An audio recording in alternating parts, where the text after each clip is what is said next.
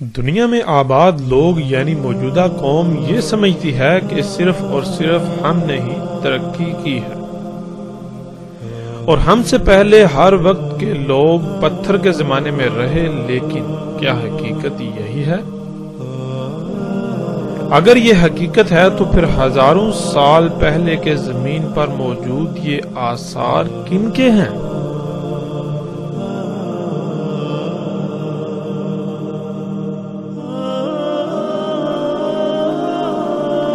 ایسے آثار کہ اگر بات کی جائے صرف مصر میں موجود 4000 سال پہلے کی تعمیر شدہ مثلث نما عمارتوں کی، تو آج دنیا کے بڑے بڑے نامور سائنسدان، تحقیقاتی ادارے، یونیورسٹیاں وغیرہ یہ بتانے سے قاصر ہیں کہ ان کی تعمیر کیسے ہوئی، کیونکہ آج موجودہ ٹیکنالوجی سے بھی ایسی عمارتوں کی تعمیر ناممکن ہے۔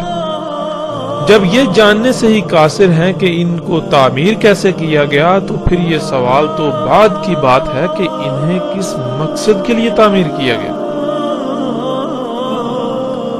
قرآن میں اللہ سبحانہ وتعالی یعنی خالق کائنات یہ کہتا ہے کہ جو قومیں تم سے پہلے زمین پر آباد تھیں وہ ان مشینوں، ایجادات اور تمام تر وسائل میں تم سے بہت بڑھ کر تھیں، یہاں تک کہ تم ان کے 10% کو بھی نہیں پہنچ سکتے۔ ان قوموں نے ترقی کے نام پر دنیا میں اتنا فساد کر دیا کہ اپنے ہاتھوں سے کیے ہوئے اعمال کے رد عمل کا ایسے شکار ہوئے کہ ان کا نام و نشان تک مٹ گئے، سوائے ان کے وہ آثار جو تمہارے لیے عبرت حاصل کرنے کے لیے بچا لیے گئے۔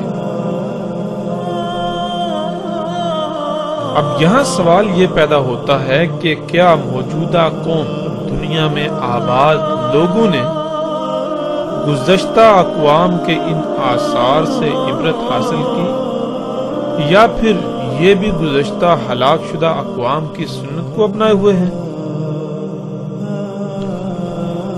کیا ہم نے کبھی غور کیا کیا آج سب کچھ وہی نہیں ہو رہا؟ ترقی کے نام پر بحر و بر میں فساد،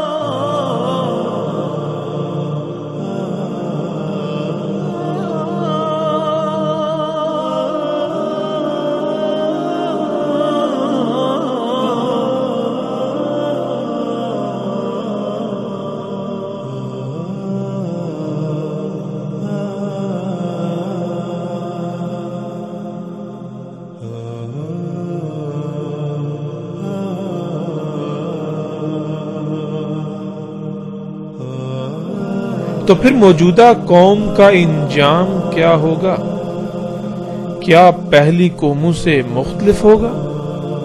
نہیں، بالکل نہیں، بالکل ویسا ہی انجام موجودہ قوم یعنی دنیا میں آباد لوگوں کا ہوگا۔ کتنی قومیں ہلاک ہو چکی اور وجوہات کیا تھیں، ایسے ہی ہر سوال کا جواب اور دہلا دینے والے علم پر مبنی سلسلہ وار دستاویزی فلم بہت جلد صرف اور صرف نبا 7 پر۔